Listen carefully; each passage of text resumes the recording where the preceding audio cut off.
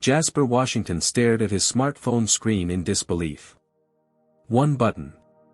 That's all it would take to bring Atlantic Airways to its knees. $6 billion in funding, frozen. The flight attendant who had humiliated him minutes ago was still smirking. His finger hovered over, confirm. Before we dive into this incredible story, let me know where you're watching from in the comments. If you've ever experienced or witnessed discrimination while traveling, this story might resonate with you. Hit that like button and subscribe to stay updated on more powerful stories of people standing up against injustice. Now, let's get into how Jasper Washington's ordinary flight turned into a moment that would change an entire airline forever. The soft glow of dawn filtered through the floor-to-ceiling windows of Jasper Washington's Atlanta penthouse. At 38, the tech entrepreneur and venture capital investor had built an empire from nothing, and today would mark another milestone in his remarkable career. His alarm chimed softly at 5:30 a.m., early, but necessary for his first-class flight to San Francisco, where a $500 million investment awaited his final approval. Jasper stretched and walked to the window, gazing at the Atlanta skyline.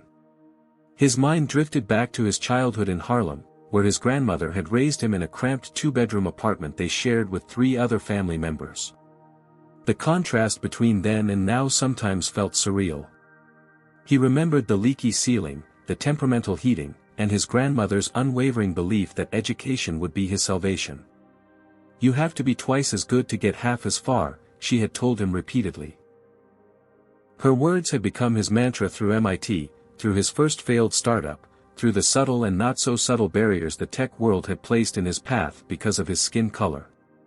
The buzz of his phone interrupted his reminiscing. It was Zoe Brooks, his assistant of 3 years. "Good morning, Mr. Washington," her efficient voice came through the speaker. "Just confirming your itinerary for today. Your car will arrive in 45 minutes. Your flight departs at 8:15, arriving in San Francisco at 10:45 local time. The meeting with Horizon AI's executive team is scheduled for 1:30 at their headquarters." "Thanks, Zoe. Any updates on their financials?" Jasper asked, moving to his closet to select his attire. "Their Q2 report came in yesterday. I've sent it to your secure email. Preliminary analysis shows they're exactly where they projected. The $500 million investment looks solid." "Perfect. I'll review it on the flight." After ending the call, Jasper carefully selected a custom Tom Ford suit in navy blue. His grandmother's voice echoed in his head, "Dress like you already have the job you want." He'd learned early that as a black man in America, his appearance would be scrutinized more harshly than his white counterparts. The suit, the watch, the shoes, none of it was about vanity. It was armor. As he knotted his silk tie, he dialed his best friend Darius Taylor. "Man, do you know what time it is?" Darius's groggy voice answered. "Time for you to wish me luck. The Horizon deal closes today." Darius's tone immediately shifted. "That's today. The big 500 mil. You nervous?" Cautiously confident, Jasper replied, a slight smile forming. "Their tech is revolutionary. If it performs as projected, it'll transform how we approach machine learning. Just like you transformed how Silicon Valley looks at black investors," Darius said with pride. "Remember when those venture capital firms wouldn't even return your calls? Now you're the one they're begging for meetings." The conversation ended with Darius's ritual pep talk, a tradition dating back to their college days. By the time Jasper headed downstairs, his confidence was solidified. The Uber driver, Ibrahim, was already waiting. During the ride to Hartsfield-Jackson Atlanta International Airport, Jasper reviewed company documents while occasionally engaging in conversation with Ibrahim, who shared his dreams of launching a delivery service app focused on immigrant-owned restaurants. "The big delivery companies take too much percentage," Ibrahim explained passionately. "Many family restaurants can't afford it, but they need delivery to compete." "That's actually a solid business model," Jasper said, genuinely interested. He reached into his wallet and handed Ibrahim his business card. Send your pitch deck to this email. I review new submissions on Thursdays.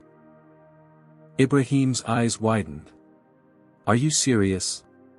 Thank you, sir. Don't thank me yet, Jasper smiled. But I like solutions that address real community needs. When they arrived at the airport, Ibrahim insisted on helping with Jasper's luggage, refusing an additional tip. Your time was already generous, sir. Despite his pre-check status, security gave Jasper the additional scrutiny he had come to expect. The TSA agent examined his ID longer than necessary, glanced between the photo and his face multiple times, and asked additional questions about his destination. Jasper answered patiently, maintaining his professional demeanor. These microaggressions were so common they had become background noise in his life, unpleasant but expected. He navigated through the busy terminal toward Gate A23, where Atlantic Airways Flight 1876 would soon begin boarding for San Francisco. The first-class lounge was his usual refuge, but today he went straight to the gate, preferring to observe people rather than isolate himself among the predominantly white business travelers in the lounge. As he took a seat in the waiting area, he noticed the familiar subtle glances from other passengers, the quick looks of surprise or confusion when they realized he would be joining them in first class. An elderly white couple, the Hendersons as he would later learn, actually stood up and moved when he sat down, only to return embarrassed when the gate agent announced first-class boarding and Jasper rose with his boarding pass clearly visible. "Oh, we thought." Mrs. Henderson began, her voice trailing off. "No problem at all," Jasper replied with the practiced ease of someone who had navigated these waters his entire life. He waited patiently as families with children and active military were invited to board first, followed by the first-class announcement. With his leather briefcase in hand and his laptop bag slung over one shoulder, Jasper approached the gate, unaware that the next few hours would dramatically change not just his day, but an entire corporation. The jet bridge stretched before Jasper as he approached the aircraft door. He had flown hundreds of times, yet there was always a moment of anticipation as he crossed the threshold from terminal to plane, a brief recognition that he was about to be sealed in a metal tube hurtling through the sky at hundreds of miles per hour. Today, however, that familiar feeling was accompanied by something else, a subtle tension that prickled at the back of his neck as he observed the flight crew. A blonde flight attendant in her 40s stood at the entrance, greeting passengers with practiced smiles. Her name tag read, Melissa Bailey. Jasper noted how her expression transformed as she welcomed each first-class passenger, warm, personal greetings for the white businessmen, compliments on a scarf for an older white woman, playful banter with a middle-aged white couple about their destination. When Jasper reached the doorway, the transformation was immediate and jarring. Melissa's smile tightened, becoming a rigid formality that didn't reach her eyes.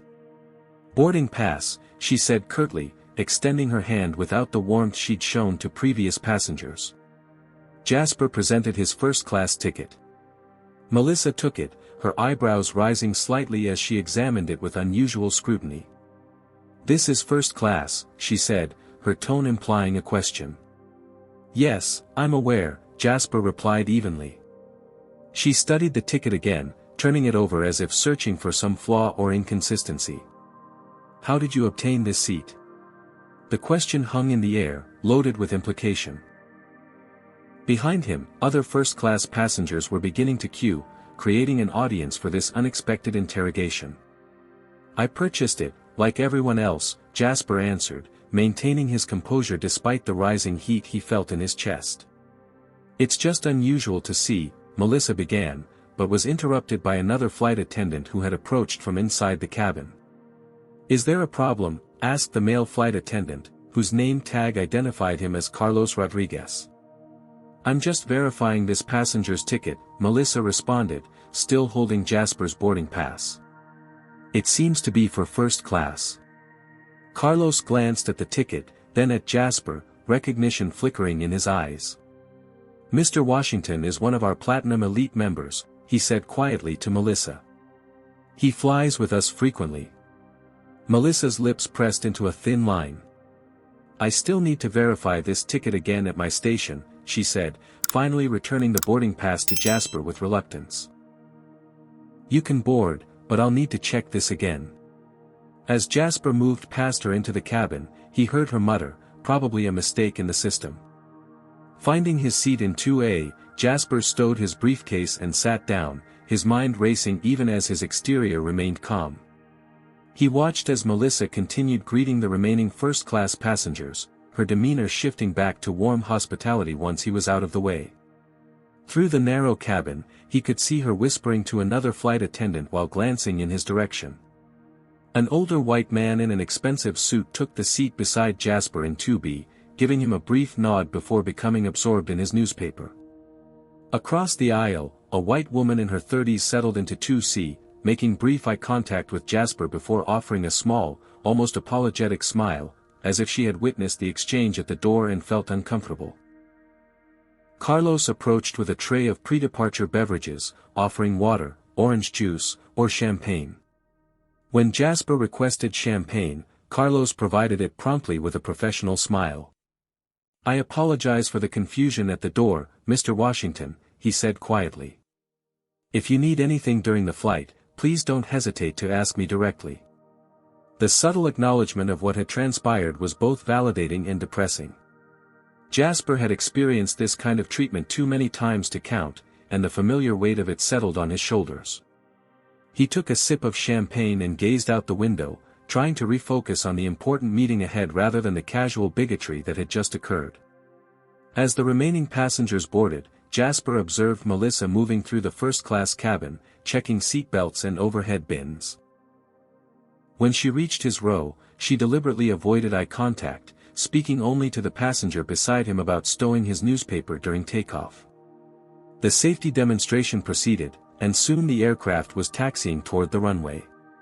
Jasper closed his eyes briefly, centering himself. By the time they reached cruising altitude, he had hoped to be deep into reviewing the Horizon AI financials, putting this incident behind him. But as the seatbelt sign dinged off and the flight attendants began their service, it quickly became apparent that Melissa had other plans. The confrontation at the door was not the end, but merely the beginning of what would become a defining day for both Jasper Washington and Atlantic Airways. The gentle chime signaling the completion of takeoff echoed through the cabin as Flight 1876 reached its cruising altitude of 35,000 feet. Jasper unbuckled his seatbelt and retrieved his laptop, intent on reviewing the Horizon AI documents before landing in San Francisco. The deal represented not just a massive financial opportunity, but a chance to fundamentally alter the landscape of artificial intelligence development, making it more inclusive and representative from the ground up. Melissa Bailey moved efficiently through the first-class cabin, taking drink orders from each passenger with practiced precision and warmth. Her smile remained fixed and genuine as she worked her way down the aisle, until she reached Jasper's row. "Drink?" she asked curtly, without making eye contact. "Sparkling water with lime, please," Jasper responded politely. Melissa nodded and moved on without acknowledging his request. 10 minutes later, she returned with a beverage cart, serving each first-class passenger with attentive care. The businessman next to Jasper received his requested scotch with a warm, "Here you go, sir. Let me know if you need anything else." When she reached Jasper, she simply moved past his row without a word. Jasper waited patiently, assuming she might have forgotten and would return. After several more minutes, when all other passengers had been served, he pressed the call button. Melissa visibly sighed before approaching. "Yes?" she asked, her tone clipped. "I believe you missed my drink order," Jasper said evenly.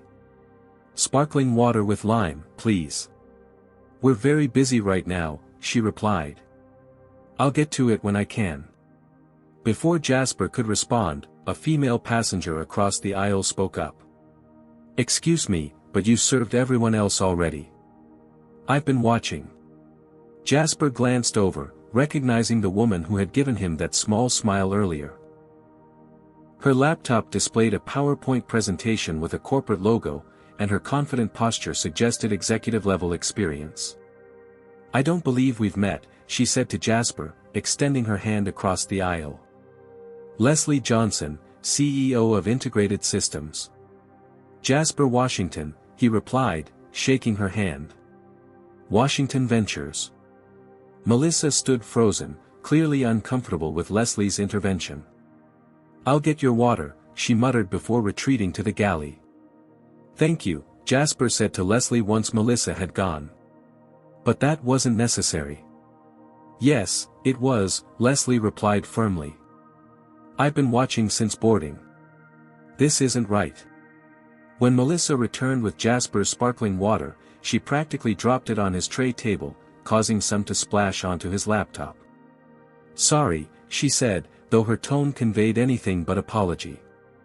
Jasper calmly wiped his computer with a napkin. "No problem," he said, maintaining his composure. The flight hit a patch of turbulence, causing the aircraft to jolt unexpectedly. Melissa, still standing by Jasper's row, used the sudden movement as an opportunity to, accidentally, spill the remainder of a coffee pot onto Jasper's immaculate navy Tom Ford suit. "Oh," she exclaimed with exaggerated surprise. "You should have kept your tray table up during turbulence. That's policy." The hot coffee soaked through Jasper's pants, and he stood up reflexively, using napkins to blot the spreading stain. "I need to speak with the lead flight attendant," Jasper stated calmly but firmly. "That won't be necessary," Melissa responded dismissively. "It was just an accident." "I insist," Jasper maintained, his voice level but authoritative. Several nearby passengers were now watching the interaction with undisguised interest. Leslie Johnson had half risen from her seat, clearly prepared to intervene again if needed. Melissa's jaw tightened, but she turned and walked toward the front of the cabin. Moments later, she returned with an older woman whose name tag identified her as Katherine Wilson, lead flight attendant. "What seems to be the problem?" Katherine asked, her tone suggesting she had already formed an opinion based on Melissa's version of events. Jasper explained the situation succinctly, the initial questioning of his ticket, being skipped for beverage service, and finally the coffee spill that appeared far from accidental. As he spoke, he noticed Katherine's expression shift from skepticism to subtle defensiveness. "Sir, turbulence can be unpredictable," Katherine responded once he had finished. "Accidents happen, especially when passengers don't follow proper protocols during service." "I understand that," Jasper replied. "But this is part of a pattern of treatment since I boarded this aircraft. Are you suggesting our flight attendants are discriminating against you?" Katherine's voice took on an edge. "Atlantic Airways has a strict non-discrimination policy. I'm simply stating the facts of my experience," Jasper said. At that moment, Melissa returned to Jasper's row, ostensibly to clean up the spill. As she bent down, she accidentally knocked Jasper's open laptop to the floor, where it landed with a crack. "Oh, I'm so sorry," she said, insincerity dripping from every word. "You really should keep your area clear during service." Jasper had maintained his composure through countless microaggressions throughout his career, it was a survival skill he had perfected. But this deliberate escalation tested the limits of his restraint. Slowly, he reached down to retrieve his laptop, which now displayed a spiderweb of cracks across the screen. With deliberate movements, he took out his smartphone and began recording the interaction. "What do you think you're doing?"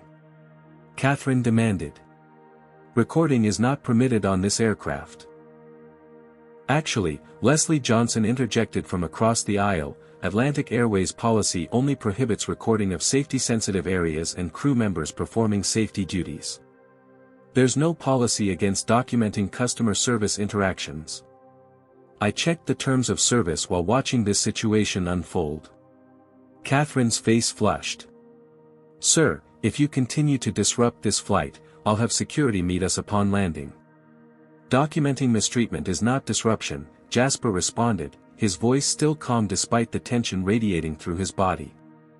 As he spoke, memories flickered through his mind, the college professor who had accused him of plagiarism because his paper was too well written, the Silicon Valley investor who had mistaken him for catering staff at his own presentation, the countless times he'd been followed by security in high-end stores while shopping for his mother's birthday gifts. This moment on the plane was just another bead on a long string of similar experiences. I've been flying first class for 15 years, Jasper continued. I've never been treated this way on any airline until today. He's right, Leslie added firmly. I've witnessed everything since boarding, and the treatment has been blatantly discriminatory. I'd be happy to provide my contact information as a witness. Another passenger, a young white man seated a few rows ahead, had turned around to watch the confrontation. I saw it too, he called out.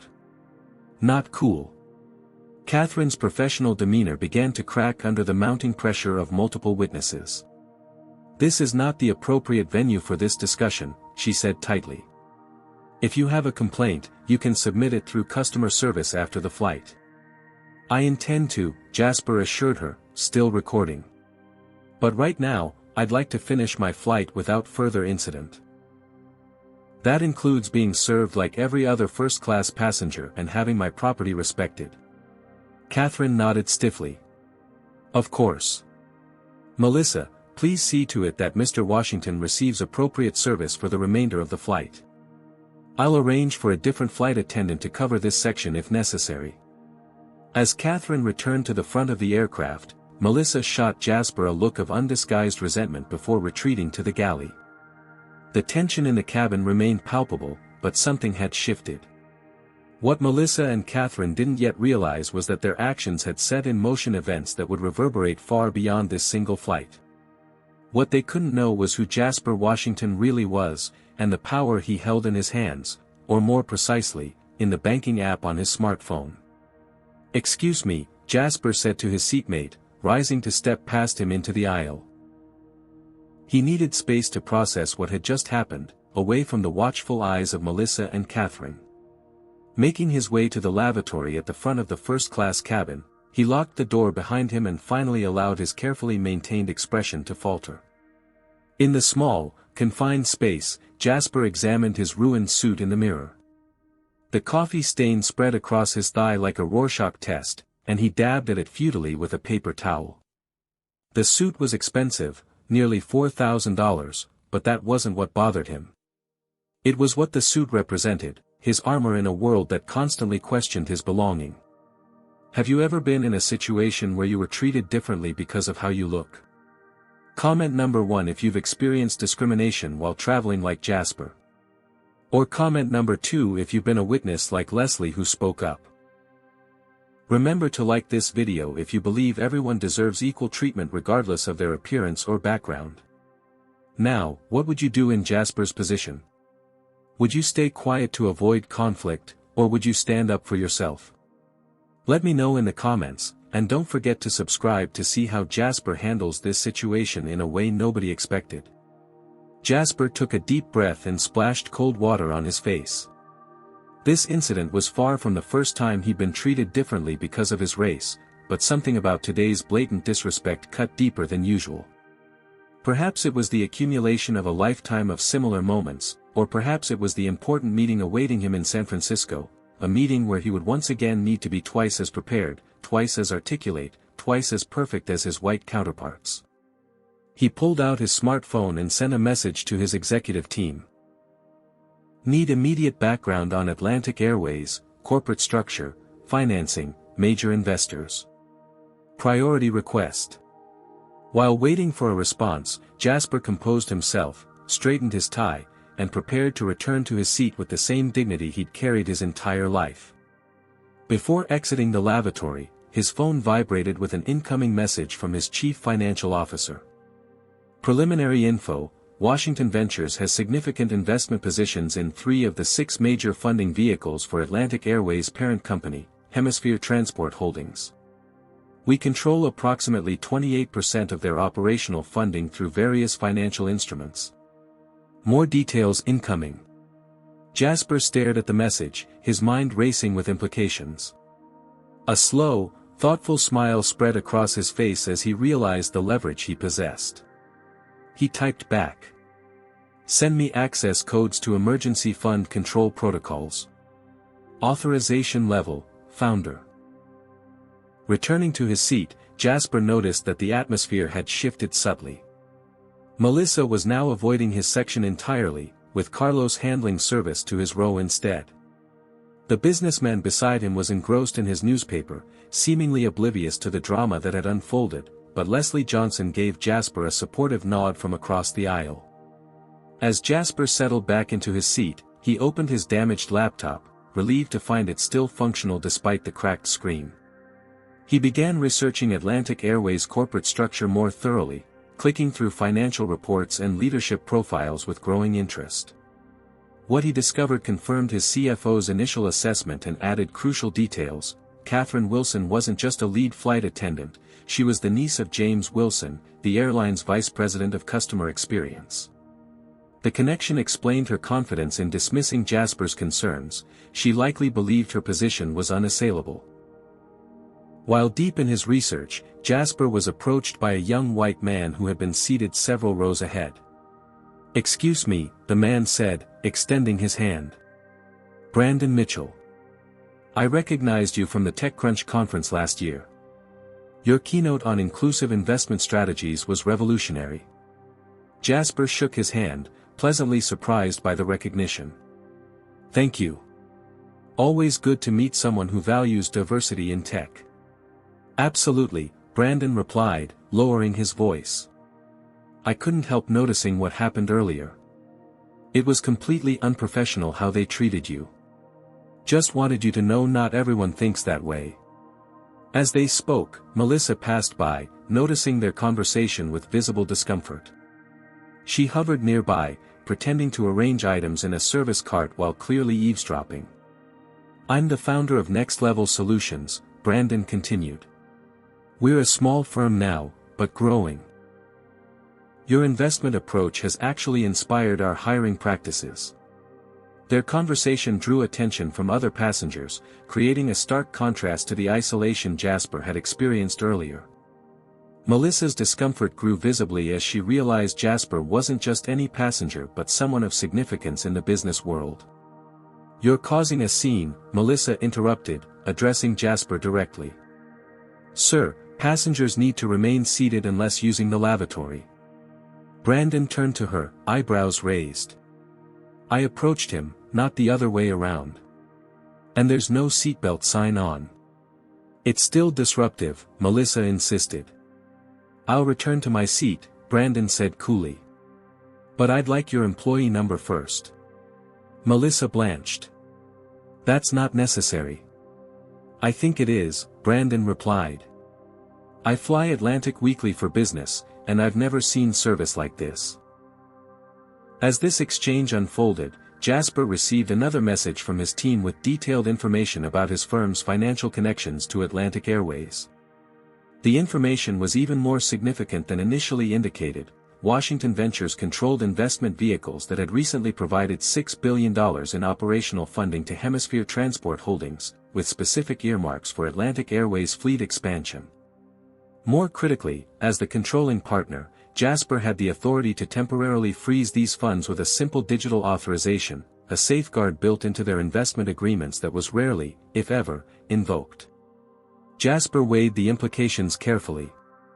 Such an action would be dramatic, potentially causing short-term chaos for the airline. But as he considered the systematic nature of the discrimination he'd experienced, and how many others without his resources might have suffered similarly, he recognized an opportunity to create meaningful change. Brandon eventually returned to his seat after exchanging contact information with Jasper, but the dynamic in the first-class cabin had shifted perceptibly. Melissa now moved through the space with nervous energy, her earlier confidence replaced by uncertainty as she began to suspect Jasper might be someone important. In a clumsy attempt at damage control, she approached his seat with a forced smile. "Can I get you anything else, sir? Perhaps another sparkling water?" "I'm fine, thank you," Jasper replied evenly. "But I would like your employee ID number for my records." Her artificial smile faltered. "I don't think that's necessary. I've already apologized for the misunderstanding." "Actually, you haven't," Jasper pointed out calmly. "And I still need your employee ID." Before Melissa could respond, Katherine appeared beside her. "Is there a problem here?" she asked, her tone suggesting Jasper was being difficult. "No problem," Jasper replied. I've simply requested Melissa's employee identification for my feedback to customer service. Katherine's expression hardened. Sir, if you continue to harass our flight attendants, we may need to divert this flight. Is that what you want? The threat, disproportionate and unprofessional, hung in the air between them. Several nearby passengers looked up in surprise at Katherine's escalation. I don't consider a simple request for identification to be harassment, Jasper said, his voice remaining measured despite the provocation. But I understand your position. With deliberate calm, he unlocked his smartphone and opened a secure application. After entering his credentials, he navigated to the emergency financial controls for Washington Ventures. On the screen appeared a warning. Attention, you are about to freeze all funding transactions to Hemisphere Transport Holdings / Atlantic Airways. This action will immediately halt all capital transfers and require executive review for reinstatement. Do you wish to proceed? Jasper looked up at Katherine and Melissa, giving them one final opportunity. I believe there's been a misunderstanding about who I am and the standards of service I expect, the same standards any passenger should receive regardless of their appearance. Would you like to reconsider your approach to this situation? Katherine's expression remained dismissive. I don't know who you think you are, sir, but threatening our staff will not get you special treatment. Jasper nodded, having received the answer he expected. Without another word, he returned his attention to his phone and pressed, confirm. The simple act of pressing, confirm, sent digital ripples through the financial world faster than the aircraft itself could travel. $6 billion in operational funding for Hemisphere Transport Holdings, Atlantic Airways parent company, instantly froze in mid-transaction. Automated alerts began firing to C-suite executives, board members, and major stakeholders across multiple time zones. All from a single tap on a smartphone screen at 35,000 feet. Jasper slipped his phone into his pocket, his expression revealing nothing of the financial tsunami he had just unleashed. He returned to reviewing documents on his damaged laptop while Melissa and Katherine retreated to the galley area, unaware of what had just occurred. 3 minutes passed before the first signs of disruption appeared. Jasper's phone vibrated with incoming calls from unknown numbers, likely airline executives already scrambling to understand the sudden financial freeze. He silenced the device without answering. 7 minutes after Jasper had pressed, confirm, his secure email pinged with an urgent message from Washington Ventures General Counsel. Emergency protocols initiated for HTH/Atlantic. CEO William Parker attempting to make contact. Legal team standing by. Please advise on your desired outcome. Jasper didn't immediately respond, instead watching as the situation unfolded around him. The first visible sign of trouble came when the pilot's voice crackled over the intercom. Katherine, please come to the cockpit immediately. The lead flight attendant glanced toward the front of the plane with confusion before hurrying forward. Through the cabin's interior windows, Jasper could see her enter the cockpit, closing the door behind her. Leslie Johnson leaned across the aisle. What's happening? She whispered to Jasper. I believe the airline is experiencing some operational difficulties, he replied with deliberate understatement. The atmosphere in the first-class cabin shifted as crew members began whispering urgently to each other. Melissa appeared increasingly agitated, checking her phone repeatedly despite in-flight protocols prohibiting personal device use by crew. Katherine emerged from the cockpit looking visibly shaken. Her complexion had paled considerably, and her practiced professional demeanor had cracked. She whispered something to Carlos, whose eyes widened before he glanced in Jasper's direction with newfound recognition. The captain's voice came over the intercom again, "Ladies and gentlemen, this is Captain Reynolds speaking. We're experiencing a minor operational issue that our ground team is addressing. Nothing to be concerned about, but we ask for your patience as we work through this. We'll provide more information as it becomes available." The carefully worded announcement, clearly designed not to alarm passengers, spoke volumes about the behind-the-scenes chaos Jasper had initiated. Katherine made a beeline toward his seat, her earlier condescension replaced by barely concealed panic. Mr. Washington, she said, her voice lowered. Would you mind speaking with me privately for a moment? Jasper considered the request before nodding once. Of course. He followed her to the galley area, where she turned to face him with a completely transformed demeanor. Mr. Washington, I've just been informed that headquarters is experiencing a significant financial situation, she began carefully. A major investor has apparently frozen all transactions, and it's causing considerable disruption to our operations. That sounds serious, Jasper observed neutrally. It is. Very serious, Katherine confirmed, studying his face. The timing is remarkable. Coincidences do happen, Jasper replied, maintaining eye contact. Katherine's professional facade crumbled further. Mr. Washington, is there anything you might know about this situation? Instead of answering directly, Jasper posed a question of his own. Do you believe that the way passengers are treated might have real consequences for an airline's success? Understanding dawned in Katherine's eyes. Are you suggesting? I'm not suggesting anything, Jasper interrupted smoothly. I'm simply observing that in today's world, one never knows who might be sitting in seat 2A. It could be anyone, perhaps even someone with significant financial ties to your employer.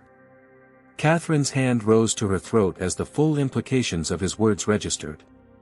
I need to get Melissa, she said, her voice barely above a whisper. That would be appropriate, Jasper agreed. While Katherine retrieved Melissa, Jasper checked his phone again. 17 missed calls from Atlantic Airways executives, 3 urgent emails from William Parker himself, and a text message from his CFO confirming that the financial freeze was already impacting the airline's operations across multiple airports. Melissa approached with visible reluctance, her earlier hostility replaced by wary apprehension. She stood beside Katherine, both women now regarding Jasper with the dawning horror of those who realize they've made a catastrophic misjudgment. Melissa, Katherine began, her voice strained, Mr. Washington may be connected to the situation headquarters is experiencing. Melissa's expression cycled rapidly through confusion, disbelief, and finally, dread. What situation? All funding to the airline has been temporarily suspended, Katherine explained quietly. $6 billion. Frozen. The color drained from Melissa's face as she processed this information, her eyes darting to Jasper with new understanding. You're that Washington. Washington Ventures. I am, Jasper confirmed simply. Oh my God, Melissa whispered, the reality of her actions over the past hours crashing down around her. What had seemed like consequence-free discrimination against an anonymous black passenger had suddenly transformed into a career-threatening, perhaps company-threatening, disaster. Mr. Washington, Katherine said, desperation evident in her voice, what can we do to resolve this situation? Jasper considered the question carefully. This isn't about me personally, he finally replied. It's about a pattern of behavior that I suspect is far more common than Atlantic Airways would like to admit. How many other passengers receive the treatment I experienced today, simply because they don't have the power to do anything about it? His words hung in the air between them, heavy with implication. We have anti-discrimination policies, Katherine began weakly. Policies are meaningless without implementation, Jasper countered. What I experienced today wasn't subtle. It was blatant, continuous, and witnessed by multiple passengers. If that happens in first class to someone like me, I can only imagine what occurs elsewhere on your aircraft. Before either woman could respond, Carlos approached with an urgent message. Katherine, the captain needs to speak with you again. He says it's extremely important.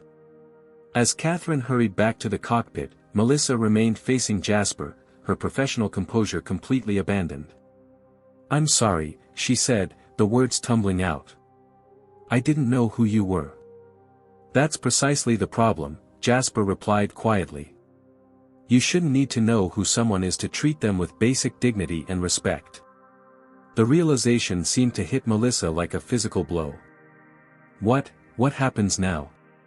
Now, Jasper said, checking his watch, we continue this flight to San Francisco. Upon landing, I suspect several Atlantic Airways executives will be waiting to continue this conversation more formally. As he returned to his seat, Jasper noticed that the aircraft had begun its initial descent into the San Francisco area. The captain's voice soon confirmed, "Ladies and gentlemen, we've been given priority landing clearance into San Francisco International Airport. Please prepare for an early arrival." What neither the captain nor the passengers knew was that this priority clearance had nothing to do with air traffic and everything to do with an airline desperately trying to get face-to-face with the man who held their financial future in his hands. The secure messaging app on Jasper's phone chimed with confirmation. All funding transactions to Atlantic Airways had been temporarily suspended as requested. The digital receipt indicated that the action had been executed at 9:47 a.m. Eastern Time, precisely 3 minutes after Jasper had pressed confirm. He scrolled through the cascade of notifications that followed, automated alerts to Washington Ventures' financial team, acknowledgments from partner banks, and increasingly urgent messages from Atlantic Airways executives trying to understand why their operational funding had suddenly vanished. A text from his CFO stood out. HTH stock dropped 3% in the first 15 minutes after the freeze. Trading volume spiking. Media hasn't caught on yet. The plane banked gently as it began its approach to San Francisco International Airport. Through his window, Jasper could see the city sprawling beneath them, the iconic Golden Gate Bridge visible in the distance. Under normal circumstances, he would have appreciated the view while mentally preparing for his meeting with Horizon AI. Today, however, his attention remained fixed on the drama unfolding within the aircraft. The cockpit door opened, and the captain emerged briefly to speak with Katherine in hushed tones. Even from his seat, Jasper could see the tension in the captain's posture and the growing alarm on Katherine's face as she listened. When their conversation concluded, Katherine remained standing in place for several seconds, visibly processing whatever information she had received. She approached Jasper's seat with a completely transformed demeanor. Gone was the condescending authority figure who had threatened to divert the flight. In her place stood a woman who had just realized the precariousness of her position. "Mr. Washington," she said quietly, "the captain has received several urgent communications from our headquarters regarding the financial situation." "I imagine he has," Jasper replied evenly. "They've specifically mentioned your name," Katherine continued, lowering her voice further. "The CEO is personally requesting to speak with you upon landing." "I'm not surprised." Katherine hesitated, clearly struggling with what to say next. "Mr. Washington, I want to personally apologize for any misunderstanding earlier. If there's anything I can do to make the remainder of your flight more comfortable." "Thank you, but I'm fine," Jasper replied. "I would, however, like to speak with Melissa again." Katherine nodded quickly. "Of course. I'll get her right away." As Katherine retreated to the galley, Leslie leaned across the aisle. "Whatever you did has certainly changed their attitude," she observed with raised eyebrows. "Let's just say they've gained some perspective on the situation," Jasper replied. Melissa approached his seat with visible reluctance, her earlier hostility replaced by nervous apprehension. "You wanted to see me, Mr. Washington?" "Yes," Jasper said calmly. "I'd like to understand something. When I first boarded, what specifically made you question my ticket?" The directness of the question caught Melissa off guard. She glanced around as if seeking escape, but finding none, she stammered, It was just unusual to. I mean, we don't often see." "Don't often see what?" Jasper pressed. "I made an assumption," Melissa finally admitted, her voice barely audible. "A wrong assumption based on appearance." "Based on my race," Jasper clarified. Melissa's face flushed, but she nodded almost imperceptibly. "Thank you for that honesty," Jasper said. "It's a start." The captain's voice interrupted their conversation. "Flight attendants, prepare for landing." Melissa returned to her station as the aircraft descended through the cloud layer toward San Francisco International. Jasper fastened his seatbelt and gazed out the window, contemplating his next steps. The meeting with Horizon AI, the original purpose of his journey, now seemed secondary to the unexpected situation he found himself navigating. As the plane touched down with a gentle bump, Jasper's phone immediately lit up with messages that had been queued during the final approach. One from his assistant Zoe stood out. Atlantic Airways CEO William Parker and CDO Veronica Hayes are waiting for you at the gate. Company in crisis mode. Horizon AI meeting postponed at your request. Should I arrange alternate transportation from airport? Jasper quickly replied, no change to transportation. We'll handle Atlantic situation first. Keep Horizon flexible for later today. The aircraft taxied to the gate with unusual speed, another sign of the urgency with which Atlantic Airways was treating the situation. As the seatbelt sign dinged off, Katherine made an announcement. Ladies and gentlemen, welcome to San Francisco. Local time is 10:45 a.m. For an efficient deplaning process, please remain seated until passengers in the rows ahead of you have exited. Thank you for flying Atlantic Airways. She then approached Jasper directly. Mr. Washington, I've been instructed to ask if you would kindly remain on board after other passengers have deplaned. Our CEO would like to speak with you privately. I'm happy to stay, Jasper agreed. As passengers began gathering their belongings and filing toward the exit, Brandon Mitchell paused by Jasper's seat.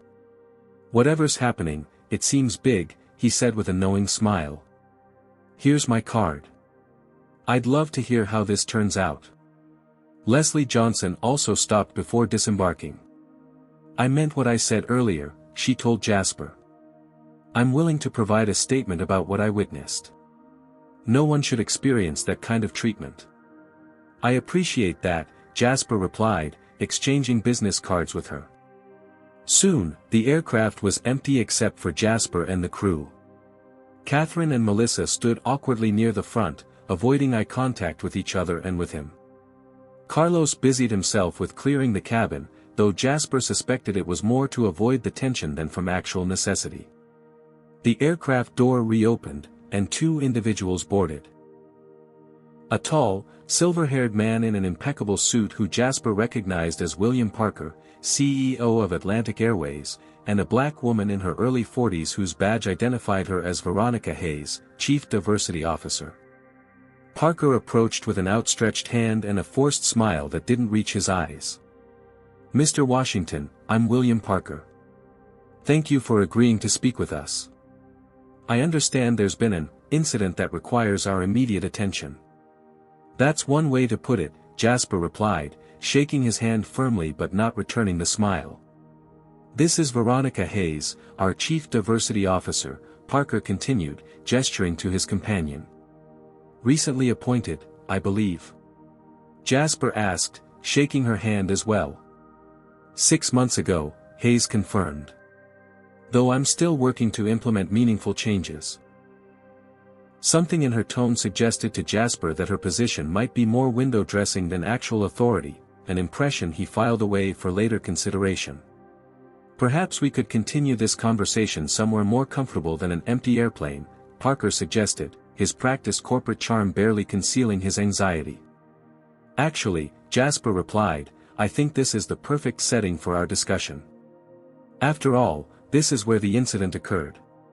He gestured to the now empty first-class cabin, where he had experienced systematic discrimination just hours earlier. And I believe Katherine and Melissa should be part of this conversation, don't you? Parker's smile faltered slightly. Of course.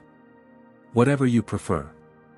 As they settled into the vacant first-class seats for what would become one of the most consequential conversations in Atlantic Airways corporate history, Jasper Washington knew that the real work was just beginning. The financial leverage he had deployed was merely the opening move in a game with much higher stakes, changing a corporate culture that had enabled discrimination to flourish unchecked. And he was just getting started. The first-class cabin of the now stationary aircraft had transformed into an impromptu boardroom. William Parker sat across from Jasper, flanked by Veronica Hayes. Katherine and Melissa stood uncomfortably at the periphery, like defendants awaiting sentencing. Mr. Washington, Parker began, his voice calibrated to project calm authority despite the crisis unfolding around him, I want to personally apologize for any misunderstanding that may have occurred during your flight. Misunderstanding, Jasper repeated, letting the word hang in the air. Is that what Atlantic Airways calls racial discrimination now? Parker's practiced smile faltered.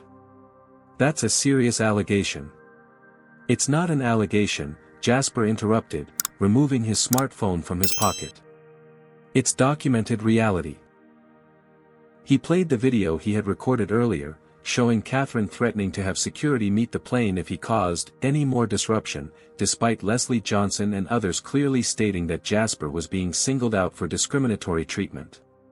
Hayes watched the footage with genuine distress, her professional demeanor cracking as she witnessed the blatant discrimination.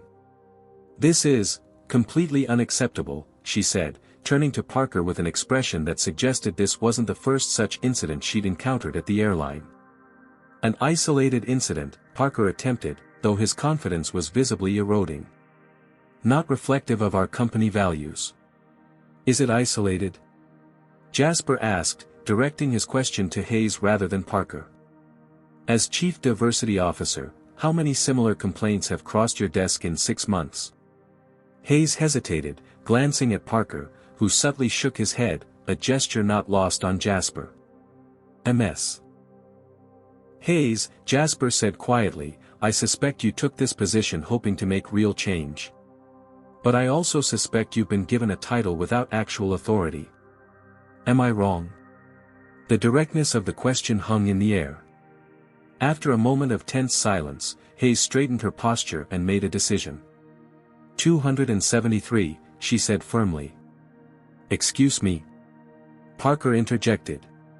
273 documented complaints of discriminatory treatment from passengers in the last 6 months alone, Hayes continued, ignoring Parker's attempt to silence her. 84% involved black or brown passengers. 47% occurred in first or business class. Katherine paled at these statistics, while Melissa stared at the floor.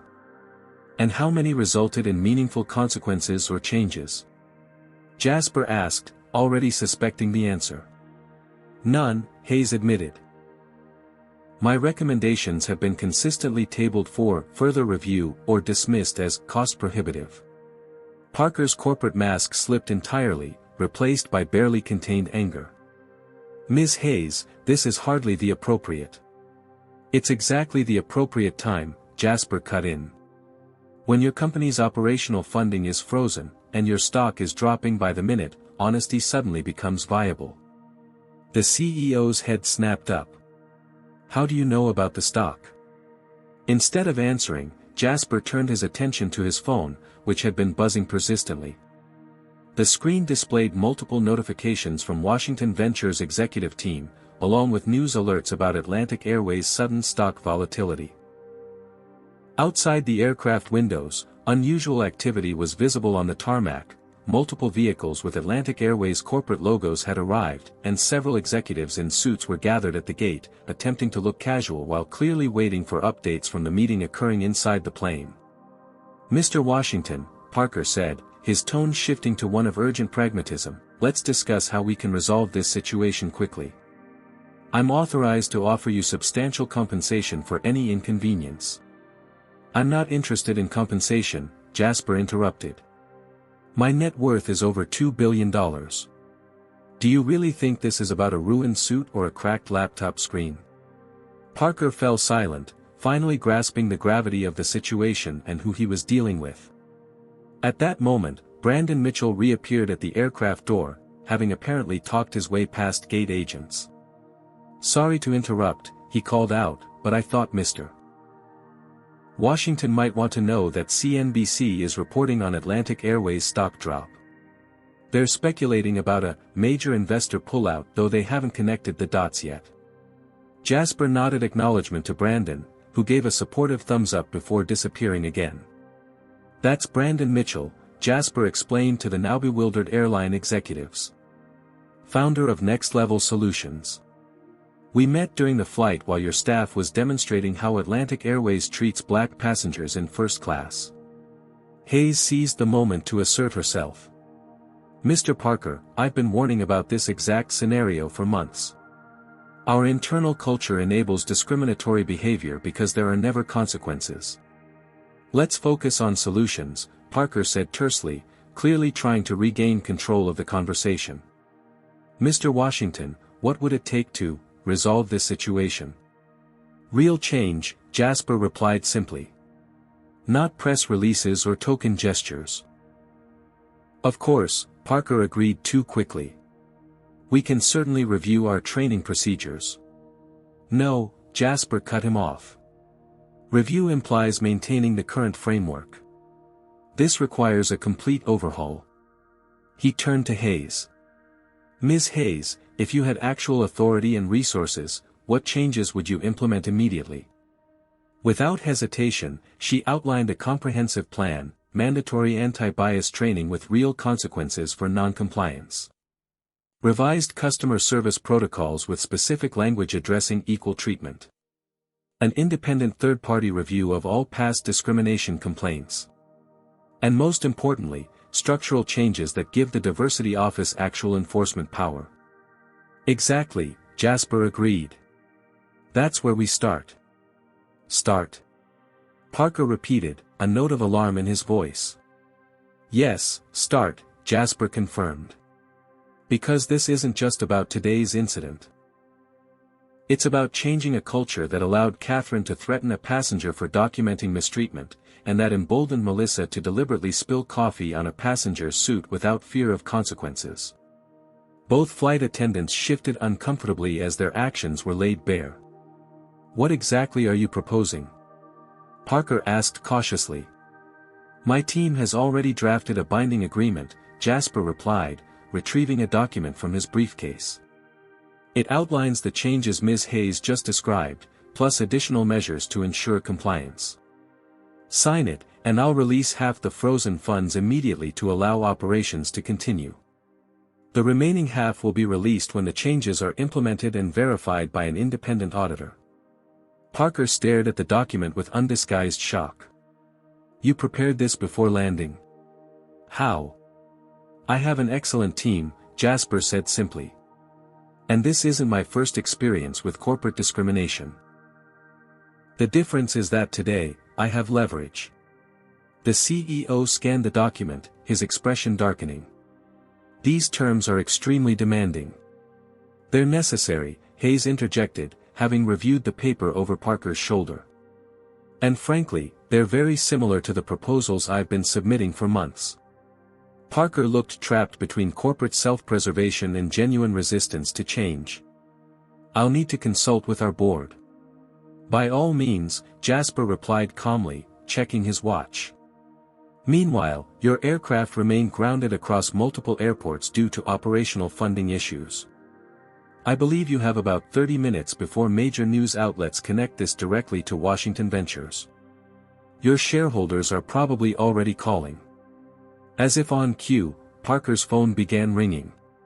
He glanced at the screen, grimaced, and silenced it. This is unprecedented, he muttered. So was the treatment I received, Jasper countered. The difference is that I have the means to ensure it doesn't happen again, not just to me, but to any passenger.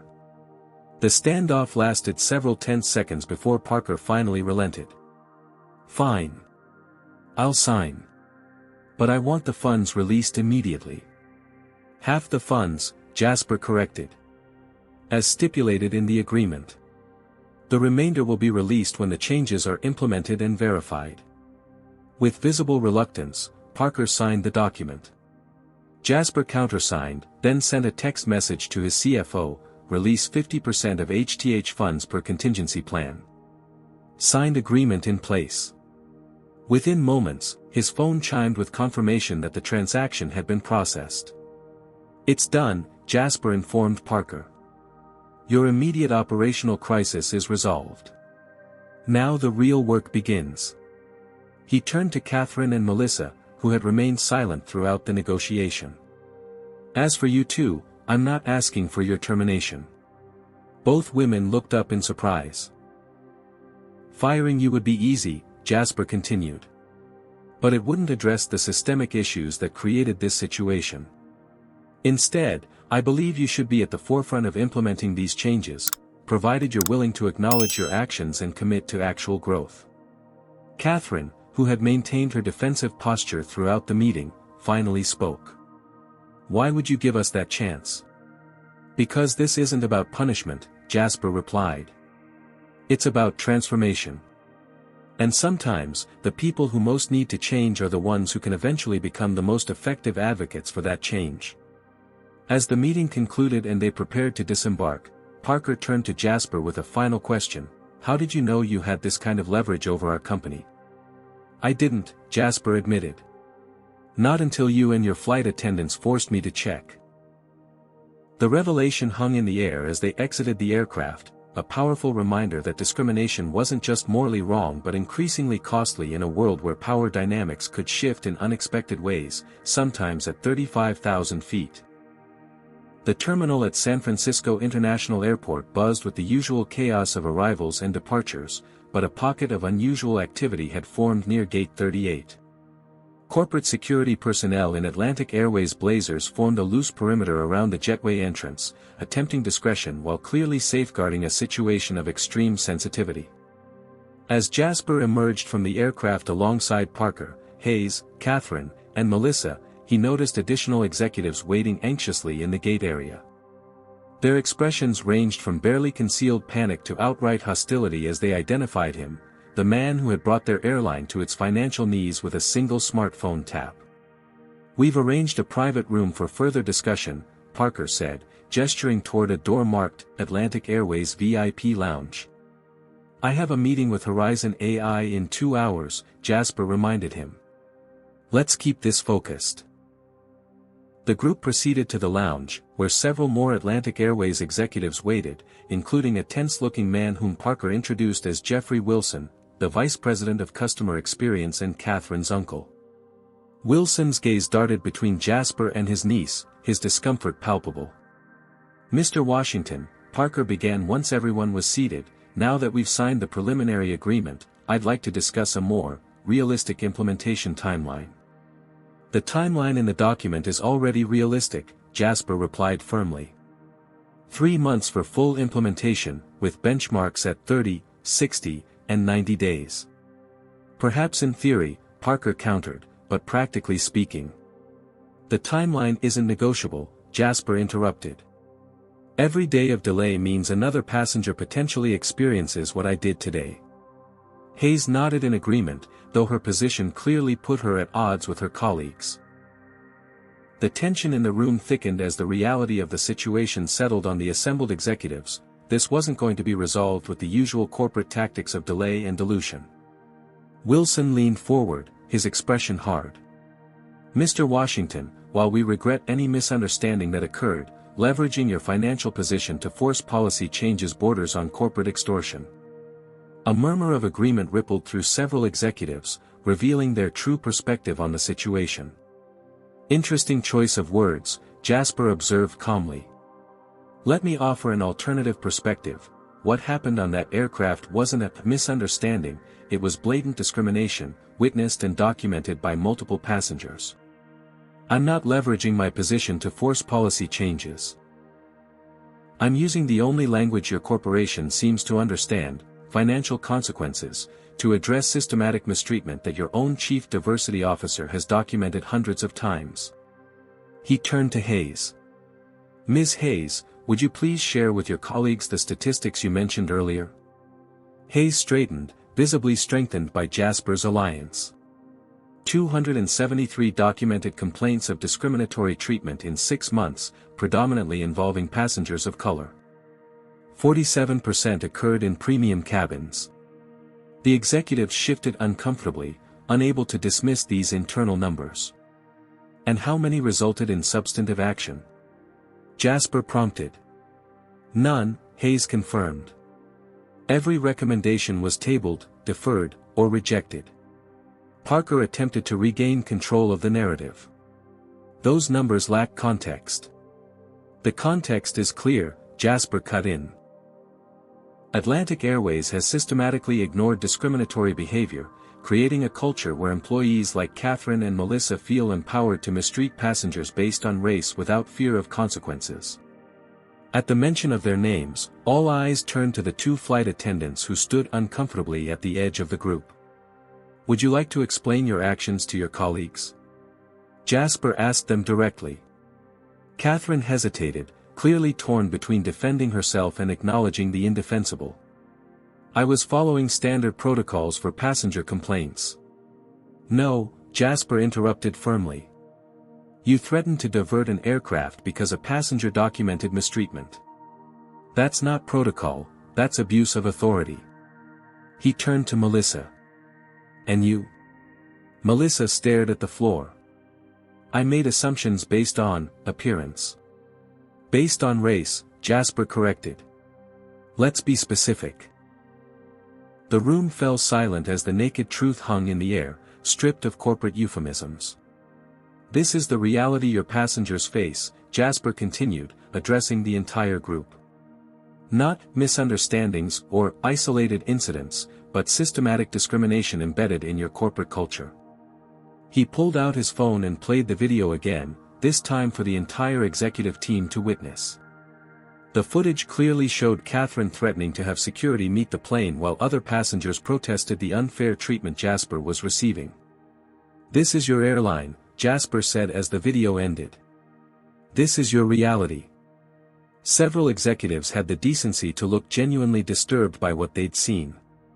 Others maintained poker faces, likely calculating financial implications rather than human impact. "What do you actually want, Mr. Washington?" asked a silver-haired woman who had been introduced as the chief financial officer. "Beyond the agreement? Surely there's something personal we can offer to expedite resolution." The question revealed how deeply the executives misunderstood the situation.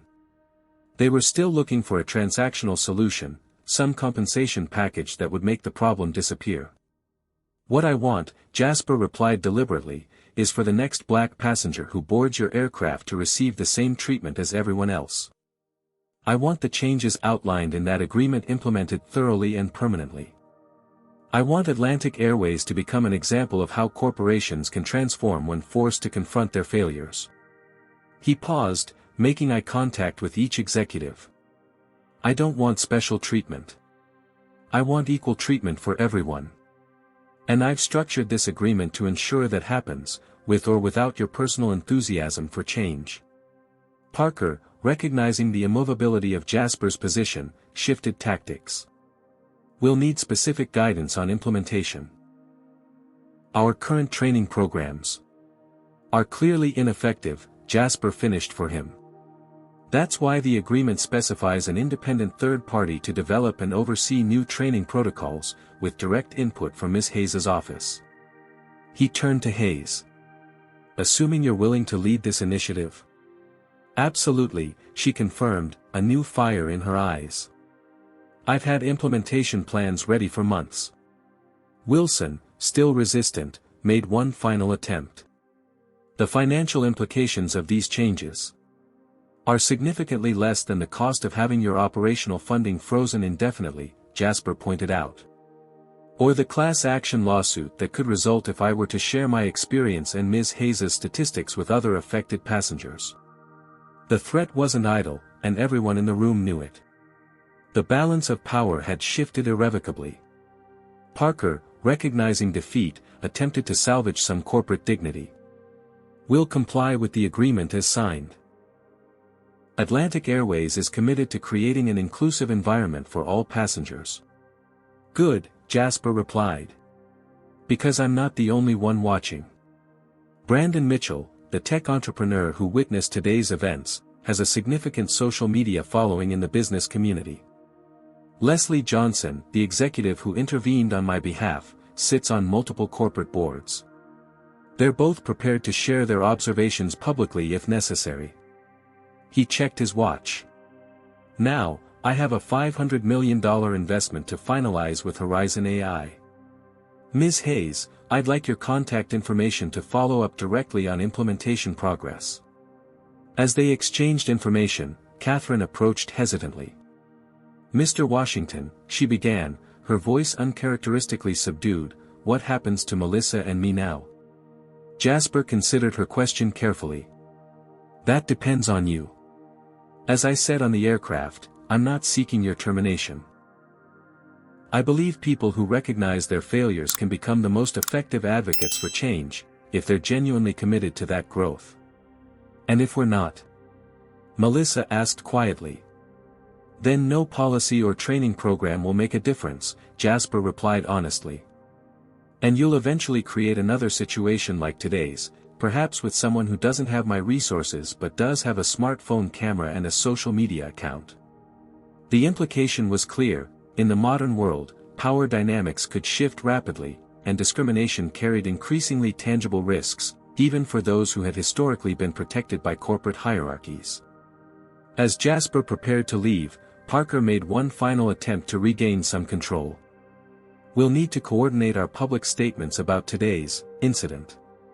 Atlantic Airways is free to make whatever statement you deem appropriate," Jasper replied. "I'll be guided by your actions, not your words.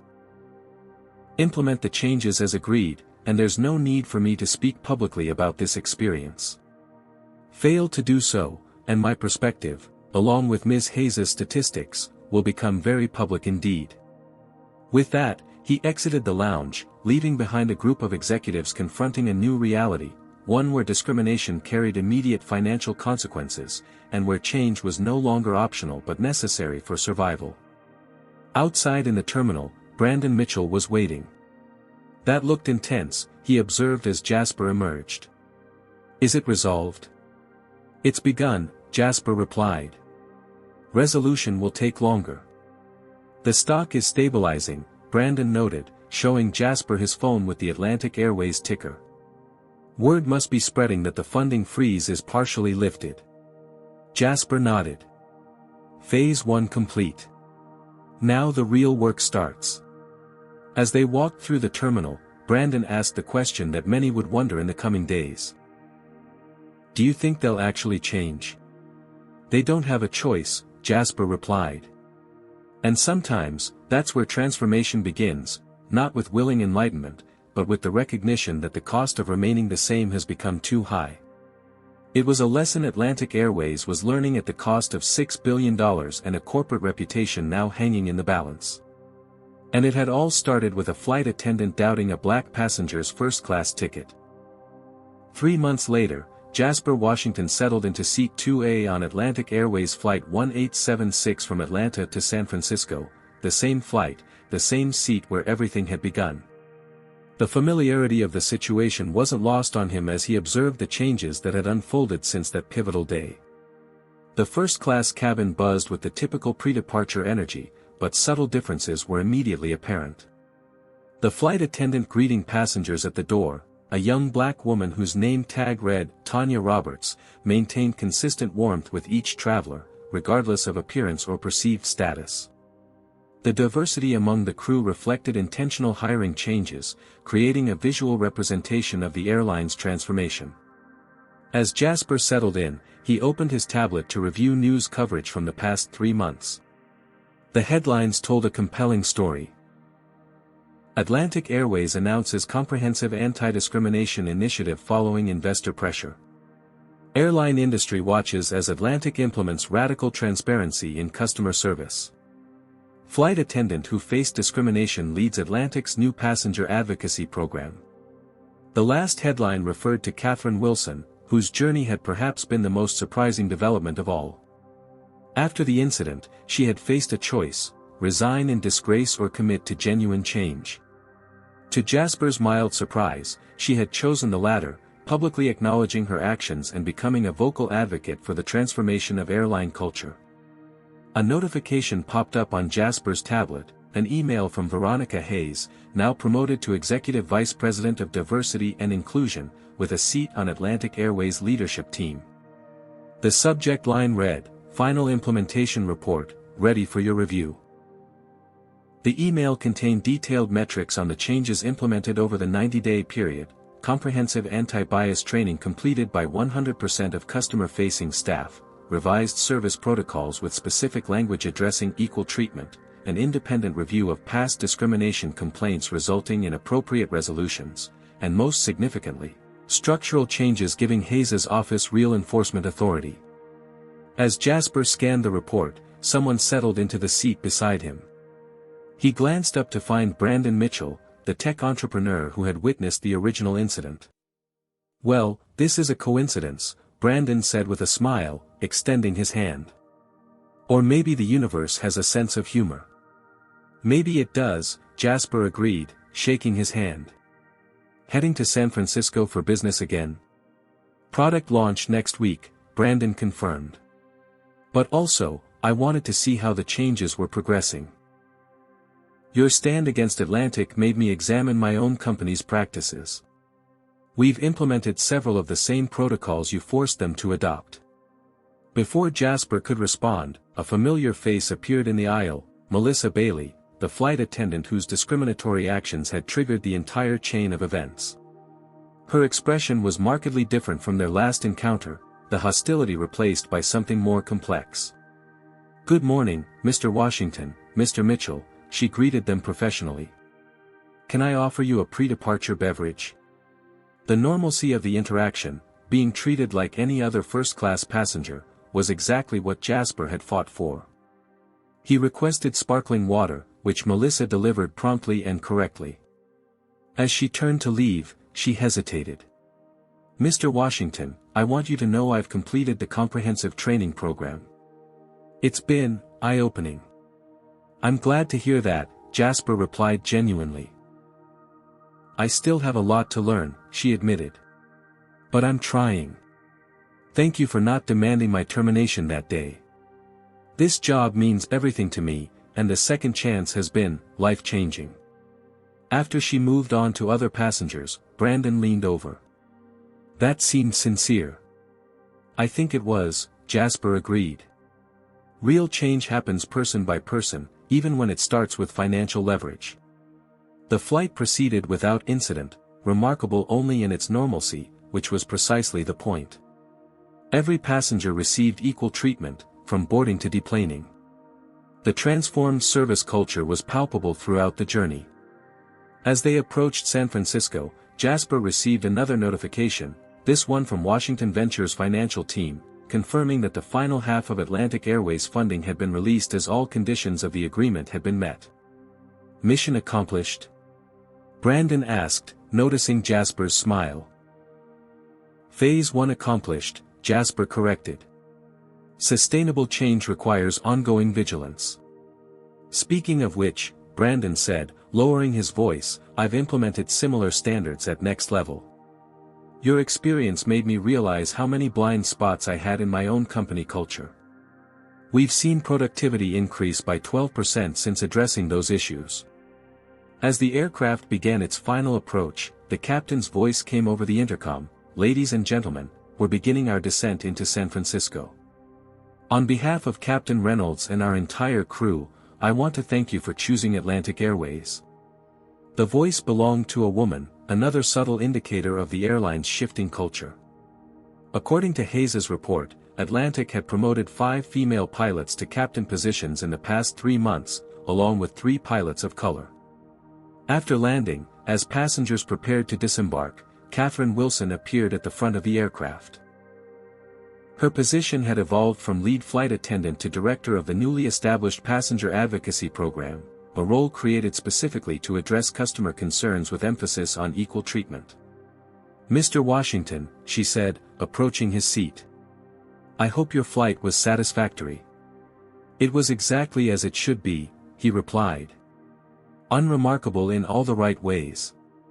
Katherine nodded, understanding the significance of his statement. "The program you mandated has fundamentally changed our culture. It hasn't been easy, but it's been necessary." "And the scholarship program?" Jasper inquired, referencing another condition of the agreement, an initiative to support underrepresented groups pursuing careers in aviation. 50 students already enrolled for the fall semester, Katherine confirmed. Several of them hope to become pilots. As passengers began to exit, Jasper remained seated, reflecting on the journey that had brought them to this point. What had begun as yet another incident of discrimination in his life had transformed into a catalyst for genuine, measurable change. His phone chimed with a message from Leslie Johnson, the executive who had intervened on his behalf during the original flight. Just saw Atlantic's quarterly report. Impressive transformation. Your approach worked.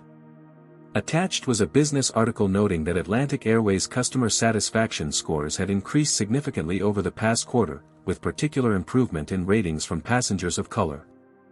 The financial impact was equally notable. After an initial dip following the incident, the airline stock had recovered and was now trading at an all-time high. As Jasper finally rose to exit the aircraft, he gazed out the window at the San Francisco skyline. His grandmother's words echoed in his mind, "You have to be twice as good to get half as far." The unfairness of that reality remained, but today represented progress, using the power he had accumulated to create spaces where others might not face the same barriers. Brandon walked alongside Jasper through the jet bridge. "You know, what you did is going to impact more than just Atlantic Airways. I've already heard rumblings that other airlines are reviewing their policies, afraid they might be next." "That's the point," Jasper replied. "Systemic change requires systemic pressure."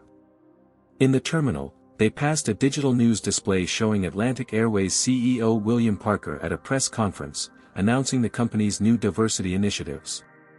The ticker beneath showed the airline stock up another 2% following positive analyst projections. "Funny how doing the right thing suddenly became good business," Brandon observed wryly. "It always was," Jasper countered. "They just needed the right motivation to see it." As they prepared to part ways at the terminal exit, Jasper received one final message, this one from his grandmother's old phone number, now maintained by his mother as a family tradition. It contained a simple photo, his grandmother's worn Bible, open to a passage she had highlighted decades ago. "What good is it for someone to gain the whole world, yet forfeit their soul?" Jasper smiled at the timely reminder. His journey had never been about accumulating wealth or power for their own sake, but about creating the change his grandmother had dreamed of, a world where her grandson, and all those who came after him, wouldn't need to be twice as good to get half as far. "What happens next?" Brandon asked as they exchanged contact information. "We keep pushing," Jasper replied simply. "Because this is just one airline, one company, one small corner of a much larger system that needs transformation." As he stepped out into the San Francisco sunshine, Jasper Washington carried with him the knowledge that sometimes, change came not through grand revolutions but through individual moments of leverage, applied at precisely the right pressure point. Today it was an airline, tomorrow it might be another industry, another barrier, another system in need of transformation. The work would never truly be finished, but progress was being made, one first-class seat, one company policy, one changed mind at a time. Jasper's story teaches us that true change often requires more than moral appeals, it demands leveraging whatever resources we have available. In a world where discrimination persists despite policies claiming otherwise, meaningful transformation happens when there are real consequences for harmful behavior. The power dynamic shifted not when Jasper pleaded for fair treatment, but when he demonstrated that discrimination could impact Atlantic Airways' bottom line. Yet the story also reminds us that lasting change isn't about punishment, but transformation. By choosing not to demand terminations but instead insisting on structural reforms, Jasper created space for individual growth alongside institutional change. Katherine and Melissa's journeys show that people who recognize their failures can become powerful advocates for the very changes they once resisted. Perhaps most importantly, the story challenges us to consider our own spheres of influence. While few possess Jasper's financial leverage, we all have some form of power, whether as customers, employees, witnesses, or community members. When we strategically apply pressure at the right moment, seemingly immovable systems can begin to shift. The question isn't whether we have power, but how we choose to use it. What would you do if you witnessed discrimination like Jasper experienced? Would you speak up like Leslie, remain silent, or find another way to make an impact? Share your thoughts in the comments below. If this story resonated with you, Please hit that like button and subscribe for more powerful narratives about standing up against injustice. Don't forget to share with friends and family who might need encouragement to use their own voice and influence for positive change. Thank you for watching, and remember, sometimes the most powerful action is simply refusing to accept what should be unacceptable.